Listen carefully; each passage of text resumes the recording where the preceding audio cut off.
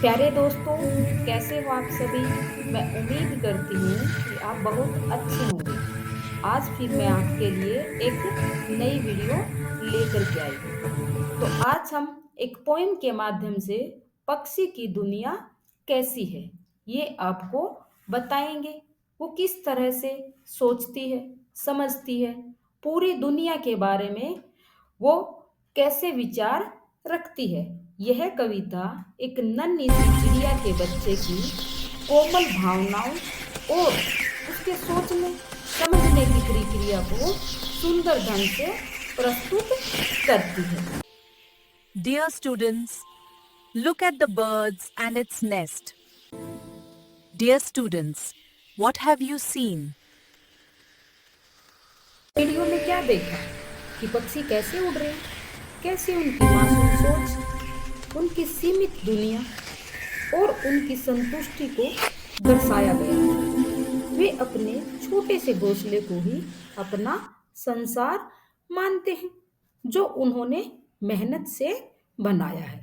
वो घोंसला बनाने में वो कितनी मेहनत करते हैं, एक एक तिनका लेके आते हैं और उस घोंसले को वो बनाते हैं। बहुत मेहनत लगती है उसको बनाने में। बच्चों, आप भी तो अपने जीवन में बहुत मेहनत करते हो।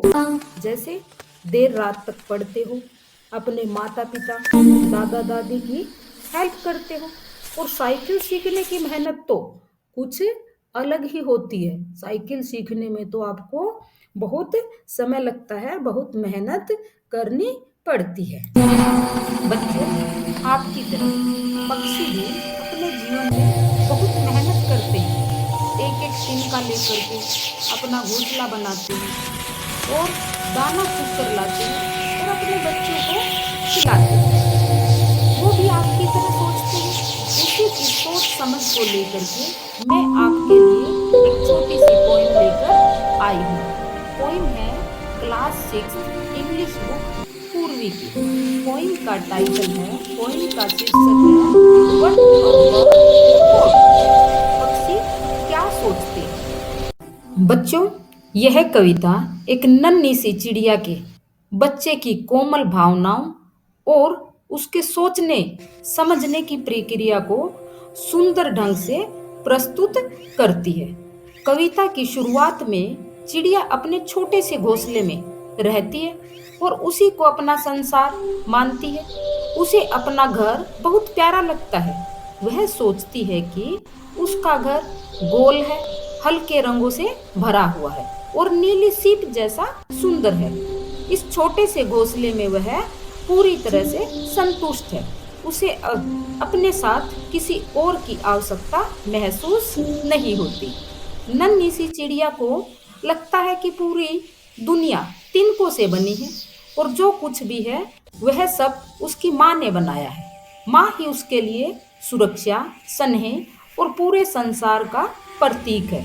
इस अवस्था में उसकी दुनिया बहुत छोटी है, लेकिन उसके लिए वही सबसे बड़ी और सच्ची है। आगे चलकर जिज्ञासा के कारण चिड़िया अपने घोंसले से बाहर उड़ने का साहस करती है।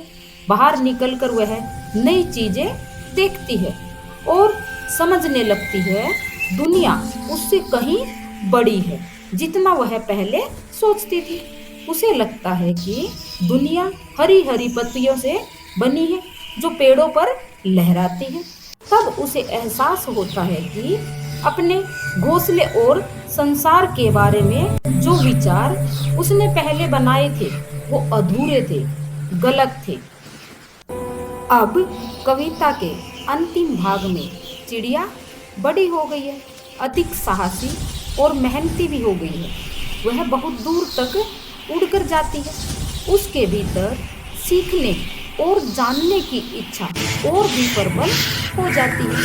अंत में वह समझ जाती है कि अब अभी भी पूरी तरह से नहीं जानती दुनिया कैसे बनी। उसके पड़ोसी भी इस रहस्य को नहीं जानते। इस प्रकार कविता का संदेश देती है कि ज्ञान की कोई सीमा नहीं होती और सीखने की अगर आपको ये वीडियो अच्छी लगी तो इसको लाइक, शेयर